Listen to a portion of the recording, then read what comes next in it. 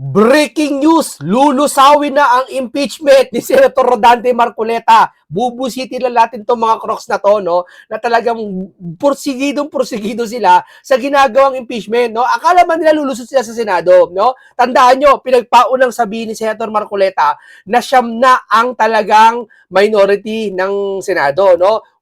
Sa Senado, 16 lang daw ang pwedeng magboto at alanganin pa si Camille Villar. 'Di ba? Alanganin pa yung kapatid ni si Peter Cayetano, si Pia Cayetano. Alanganin pa si marami alanganin, no? Kumbaga parang 10 lang yata ang total kay Sara, no? Na boboto na ayaw kay Sara, no? Di ba kailangan ng 16? Ngayon, alam naman natin, sinabi ni Senator Marcoleta, alam nyo kasi yan ang pinaka sa puntong ito, ang pinaka pinag-uusapan dito si Sara. Ang pinaka magtatanggol dito walang iba, si Senator Rodante Marcoleta. Tatandaan niyo yan. Sa Senado, subok na. Walang nagsasalita dyan. Siyempre, takot din naman sila mabatikos eh. Si Senator Marcoleta ngayon sumasalo ng pana. Kumbaga, ika nga, sa lahat ng gera, lahat ng pana, kay Marcoleta bumabagsak. Siya lahat sumasalo ngayon. Siya dito ngayon ng ganun, kampihan na eh. Lumalabas, kampihan na eh. 'Di ba? Si Pinky hayagan ng kampihan eh, 'di ba? Kampi-kampihan na sila eh. Si Bimo taki pa na eh. Di kampihan na rin sa kay Sara na rin tayo, 'di ba? Total naman kampihan na gusto nila eh. Okay, ano ibig ko sabihin? Dito pagdating sa kahit anong hirap na sa impeachment na yan sa Crocs na yan, okay, so transaction daw. Biruin mo, pati transaction pinagdudahan nila. Hoy, transaction yun, hindi pera yun. Na, kahit ako mag-withdraw ko ng 1,000,000, tapos bumalik ako sa 1,000,000, may transaction kagad ako 2,000,000. Hindi porket 2,000,000 transaction ko, 2,000,000 na pera ko at mayaman na ako, ha? Hindi ganun yun.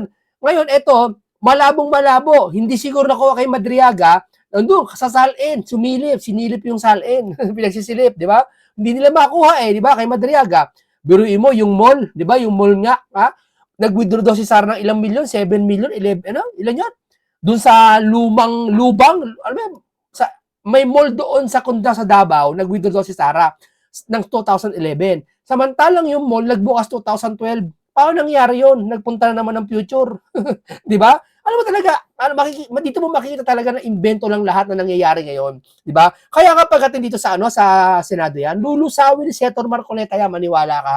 Hindi makakalusot yan, saka ayaw yung mga ibang senador diyan. 16 ang kailangan na boto eh, ha? Plus siyam, ilan? 24 ang senador. Wala naman si Bato eh. Palagi natin wala naman si Bato, no? Ilang boboto sa Senado? Na 15 lang kasi yung minority, siguradong siyam hindi boboto eh. 'Di ba? 24 minus 9 ilan?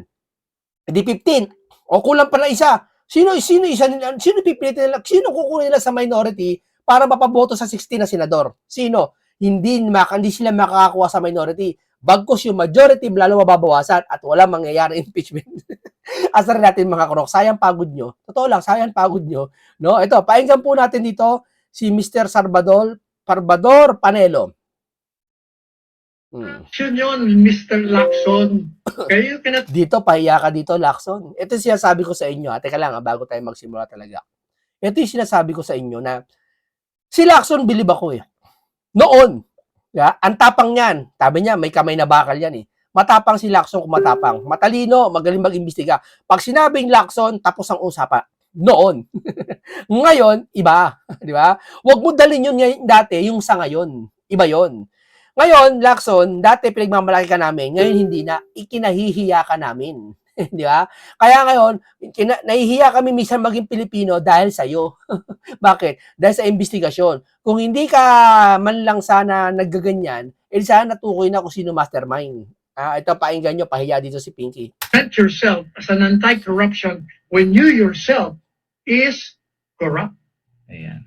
Yan, maraming salamat po, Attorney Sal. Samantala, sa iba pang issue, naghahanda na ang Senado para sa impeachment trial ni VP Sara Duterte matapos kumpirmahin ng liderato na malaki yung posibilidad, Attorney, na maisumitid na yung articles of impeachment mula sa House of Representatives. Ayon kay Senate President Pro Tempore Panfilo Lacson, pinag-aaralan na ng Senado ang schedule ng paglilitis upang hindi maantala ang regular na legislative at committee work ng chamber. Iminungkahi rin yung hybrid schedule kung saan isasagawa yung impeachment trial tuwing either Lunes, Miyerkules or Biyernes ng hapon habang mananatili ang regular na session sa ibang araw. Tinalakay na din nila ang posibleng mga legal na hamon mula sa mga kaalyado ng Vice Presidente. Ngunit iginit ng Senado na obligasyon nilang ituloy ang proseso bilang mandato ng konstitusyon. Sige, tuloy nyo lang yan. Wala rin mangyayari. Lulusawin ni Senator Marcoleta. Asarin nga natin. Ilagay nyo nga dyan sa komisyon, lulusawin ang impeachment. Mabubusit yung mga crocs na yan. Sa hirap at puyat at pagod nila, at gumawa pa siya ng kusari-saring script, biruin mo, salin, malaki, transaction na bilyon, pinagkamala mong pera ni Sara, hindi ka ba maugok-ugok? Ha? Kaya naging pera, kaya naging kabuuan ng pera ang transaction. Di ho ba? Ang transaction, yung lumabas at yung pumasok na pera. Hindi niya pera yon kung gaano kayong value nyo. Hindi naman pinakano yun eh. Ito, pinagpipilitan nila. Pero panluloko sa mga Pilipino ginagawa nyo. Sa ayon naman kay Bicol Saro Representative Terry Ridon, hiwalay daw na uusad yung impeachment case mula sa iba pang kaso laban kay VP Sara, kabilang ang mga reklamo sa Ombudsman at Commission on Audit kaugnay ng 73 million pesos confidential funds. Giit niya, magkakaiba daw yung magiging parusa sa bawat proseso mula sa civil at criminal liability hanggang sa posibleng pagpapatalsik sa pwesto. Ano pong reaksyon nyo dito, Attorney Sal? At naghahanda talaga yung Senado na mapupunta sa kanila yung articles of impeachment. Sino nagsabi nun? Wala ka kanina. Sino nagsabi nun? Si Senate President Pro Tempore Panfilo Lacson. Sino si Lacson na nagsabi nun? Alam mo, Carlo, inaantay ko kayo na gawin yung news item, nagte-trending. Yes, Attorney Yung Sal, galit- yung patutsada niya sa inyo, may nagtatanong. Yung galit niya sa akin, galit na galit sa Ah. akin eh. Ano ba, ikwento natin, ano ba ang naging dahilan kung bakit nanggagalaiti si Lacson, Makinig ka, Pinky, nakakaya ka dito. nagagalit to sa akin, at ako'y halos minumura niya na. Kaya, tapos, Nai-compare pa nga kayo kay Attorney Paulo, Attorney Sal. ito kaya nakakatawa. Madaling sabi, saan ba nag-umpisa ito? Alam nyo, kung nakikinig kayo sa programa ko, ilang beses ko na siyang napulaan. Kasi number one, pinapamalas niya ako sa atin na siya ay laban sa korupsyon. Pero ang sabi ko, balat kayo ka naman eh. Malaban ka sa korupsyon. Pero yung ginawa mo na paghain ng panukalang batas at naging batas, na lumili ka ng isang Senate building na nagsimula sa 18 billion pesos hanggang lumubo ng 32 billion pesos para lang pakinabangan mo at ng mga kasama mo magkaroon kayo ng marangyang opisina. Biro nyo, 32 billion pesos hanggang hindi pa natatapos. Ano ang tawag ko doon? That is corruption. Kasi ginagamit mo ang pera ng taong bayan hindi para sa kanilang interes, kundi para sa iyong interes at interes ng mga senador na gagamit noon. Hindi nyo kailangan yun. Meron na kayong mga opisina. Dapat Di yung... ba may building nga nasasabi na halagang 30 billion yata yun? Grabe, no? Ano yan? Ba't nililipat yung mga senador dyan? Di ba? Ang ganda-ganda dyan nila sa building sa Senado eh. Di ba? Okay naman yan. Renovate nyo lang yung okay na yan eh. 32 billion na yan ang mga gastos.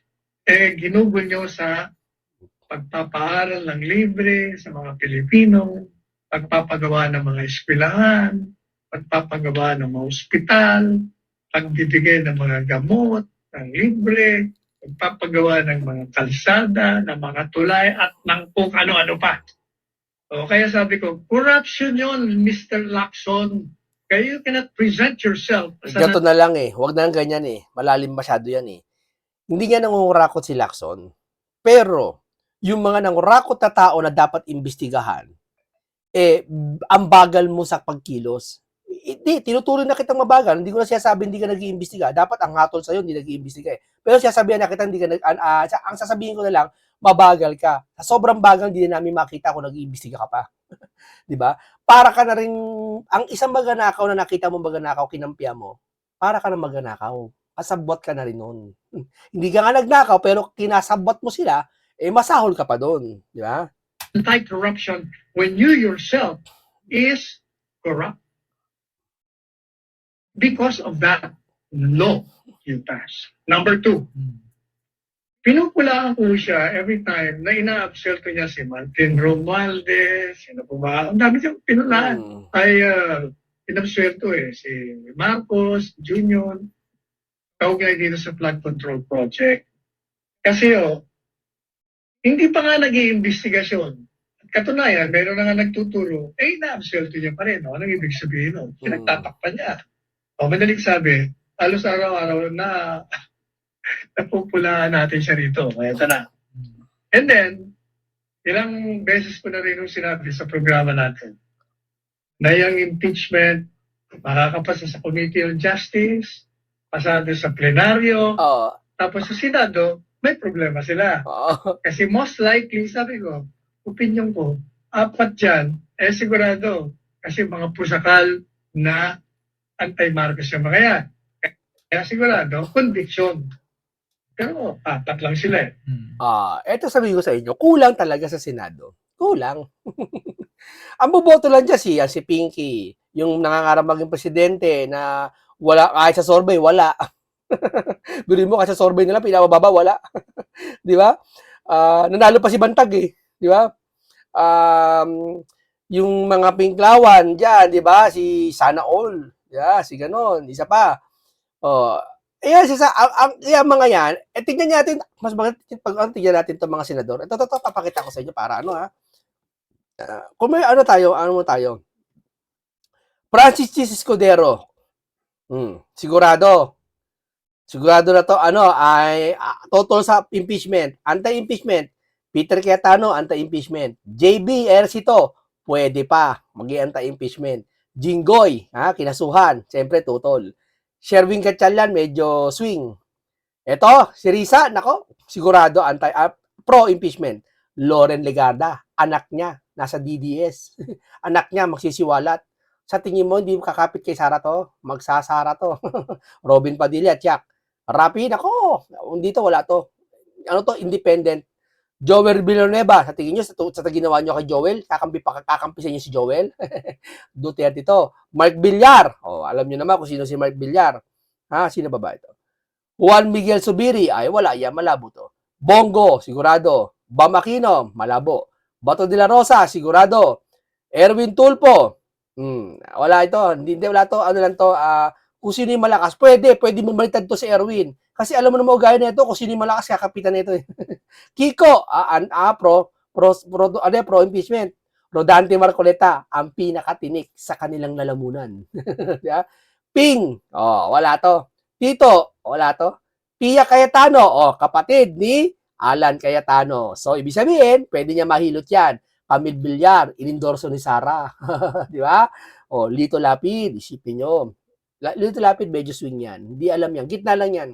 Amy Marcos, boom. Kaya pwede 10 eh. 10 lang ang boboto na ayaw kay Sara. Kulang na kulang talaga sa numero. Kulang na kulang. Kaya Pinky, kulang ka sa numero, talo ka na. Di ba? Hindi ba, impeachment, talo ka na. May 2 pang magkapatid, hindi ka pa nakakasiguro doon. 16 mong botong kailangan nila. So, sa araw-araw, yan ang sinasabi ko sa programa natin. Now, noong linggo ba yun? Noong linggo yata. Ako ay in-interview ng isang studio, 3 silang babae. Inulit ko yung sinabi kong yun. Apparently, si Ping, naririnig niya na yung mga komentaryo ko sa kanya. Kaibigan ko yun ng matagal. Matagal na magkaibigan kami niyan. Kasi nga, siya yung koronel dyan sa Krabi na nagbabantay kay Kalawan Mayor Sanchez. Kaya ako, abogado ni Mayor Sanchez, 3 taon yata nakulong doon. Araw-araw ko binibisita. Di araw-araw kami nagkikita ni Ping Lacson. At tiningahan ko yan kasi nagkikwento siya sa buhay niya sa akin. Ako naman humanga kasi sabi niya, alam mo Sal, ako pulis. Alam ko, grabe ang corruption sa pulis. Para hindi ako maging corrupt, nagbibenta ako. Nagbabayan sila ko, nilalagay ko sa karag-karag kong kotse sa likod ng truck. Ako nagbibenta. Kaya hindi ako naging tiwali. Sabi ko, okay to Kaya every opportunity I have, siya po ay pinupuri ko sa programa ko, kung saan man, publiko. Nung namatay nga yung kanyang, hindi tayo nagkamali yung nanay niya. Di ba, Cavite, Imus. Gabing-gabi, pinuntang ko. Ako yung kaibigan ko siya. At hanga nga ako sa kanya. nasira lang nung nagsimula siyang umatake kay Duterte sa administrasyon. Isipin mo matagal niyang kaibigan si Lacson, pero ang ginawa niya, pinagpapalit niya pa rin. Kasi nga, nakita niya mali eh. Di ba? Sinasagot ko siya, syempre, upang pasinungalingan mga sinasabi niya. And then, siguro nayayamot siya sa akin dahil sa halip na pinupuri ko siya, iba na ang linya. Eh ako naman kahit kaibigan kita, gaya na nga sinabi ko sa inyo. Mali ka. Ngayon, natatanda mo yung kay Kalawan Mayor Sanchez? Yung kung pamilya niya lumapit sa akin. Humihingi ko ng tulong, paparol na daw, tagal na raw nakakulong yung kanyang ama. Kanilang hadriti pamilya.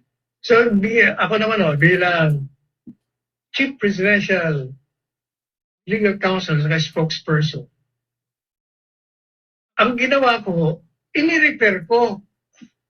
O sabi ko, hindi sa akin yan, doon kayo sa Bureau of Prisons, Bureau of Pardon, yung parol. So, ini-repair ko, sinulatan ko, ayan, bahala na kayo dyan. Aba, galit na galit sa akin, bakit ko daw ako nakialam, bakit daw, ay sus, what? Hindi nga ako nakialam eh. Hindi nga ako nakialam, unang-una, hindi yun ang trabaho ko. Pangalawa, dati nga akong abogado. Baka mapulaan pa ako pag ako'y tumulong. Kaya ang ginawa ko na lang, yung ordinaryo kong ginagawa na lahat ng tulong, nire-refer ko sa lahat na ahensya ng gobyerno. Ito na yan, si Presidente Duterte, nag-react sa kanya. Nang hindi ko nalalaman, tumawag siya ng press conference si Presidente Duterte, hindi nga ako pinasama eh. Yung pala, ayaw niyang marinig na pinagtatanggol ko siya. Tumawag siya ng press con sa Malacanang to defend me from the accusation that mali ang ginawa ko sa pag-refer ko sa Bureau of Pardons and Parole tungkol kay Lacson. Alright. So yan ang background. Ngayon, yung interview sa akin, inulit ko na most likely, dahil mga pusakal na anti-Duterte ito, apat na yan, conviction. Unang-una, ano bang ibig sabihin ng pusakal? Ibig sabihin, died in duel. Ibig sabihin, talaga sagad kang sagad kang kontra dun sa tao. Kaya nga pusakal eh. Kaya pag sinabing pusakal na magnanakaw, talaga magnanakaw yan, magaling yan sa pagnanakaw. So, yun ang nireact niya. Kaya nung in-interview siya the following day, binanata niya ako. Sabi niya, alam niya, napanood ko, napakinggan ko. Tawa ako ng tawa. Aba, sabi ko, grabe. Ano ba? Ano ba ginawa ko? Minura ko ba ito? Ganyan yung mga yan, para si Auntie Claire. Wala ka namang ginagawang masama sa kanila, nagtatanong ka lang. Normal yun. Pag may mga pagkukulang sa gobyernong ito, o maging sa Senado, sa loob ng Senado, mag-react ka. Pag nag-react ka, huwag mo naman sawayin yung nag-react sa'yo. Di ba na parang sasabihan mo na kagad ng ganyan, destabilization, di ba? Yan ang mahirap sa kanila, di ba? Darating din sa inyo, aabutin nyo rin niya, ipagsusulit nyo lahat ng ginawa nyo sa Pilipino. Parang wala ka na sinabi, wala na. Sa tingin ko, babuti sila ng conviction. So pinakinggan ko na pinakinggan siya. Sabi niya, bakit? Bakit ba mas marunong pa siya sa amin? Marunong pa siya sa akin? Mas marunong pa siya kay ganito, ganyan. Sabi niya, di ba sabi ko, yung ebidensya, doon ako pupunta. Paano sasabihin niya pusakal? Kung sabihin ko, siya ang pusakal. Ungas! Sus Mario, sir.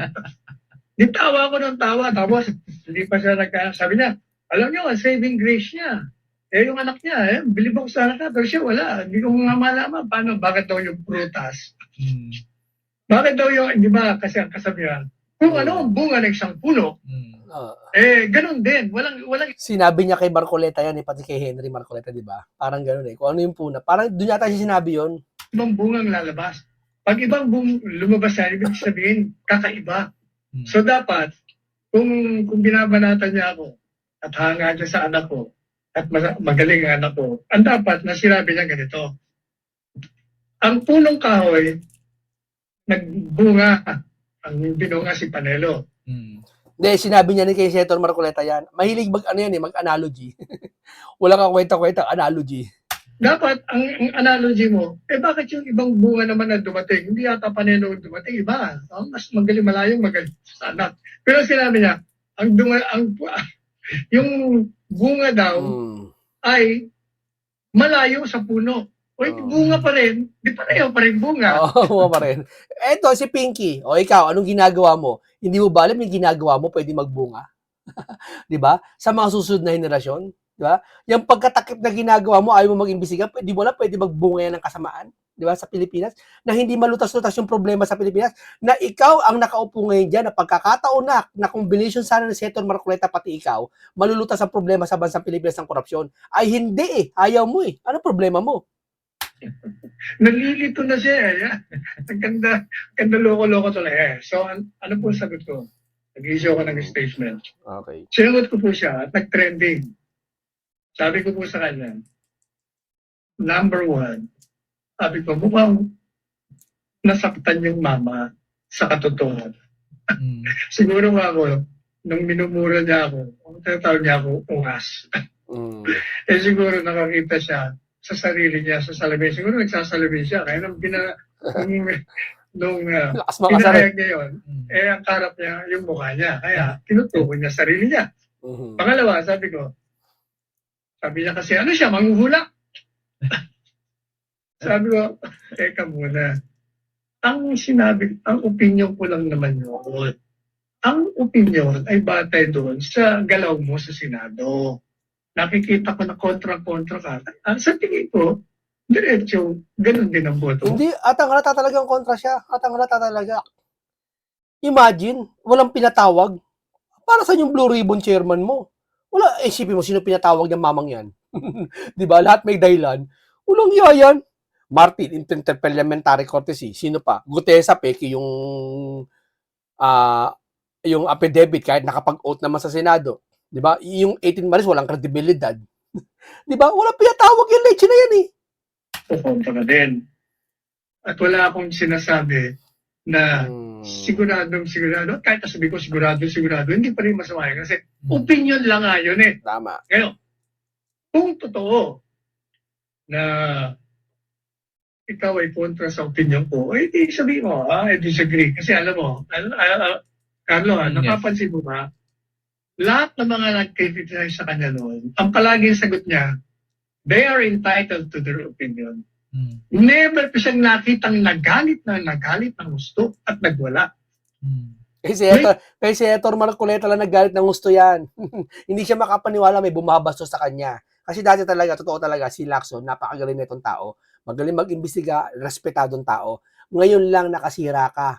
Sir, dapat kung kailan tumanda ka na, dapat inaayos mo na, sinisettle mo na yung buhay mo na para sa mga Pilipino, magandang tingin ka, di ba?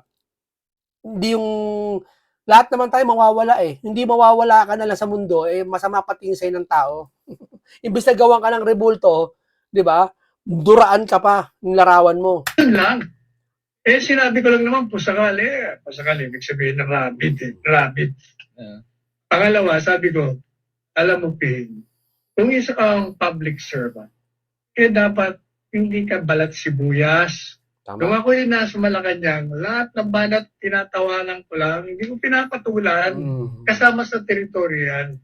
Pangalawa, ang isang mamamayan na kagaya ay may karapatan na magpayag ng kanilang damdamin, hulaan ang mga opisyalis kung mali ang kanilang ginagawa. Kaugnay sa kanilang... Ito may singit ko lang Tignan nyo si Pangulong Duterte Yung mga dati nasa kanya talaga, hanggang ngayon loyal sa kanya. Siguro mga ilan lang na ayaw sa kanya, yung mga balimbing talaga yun.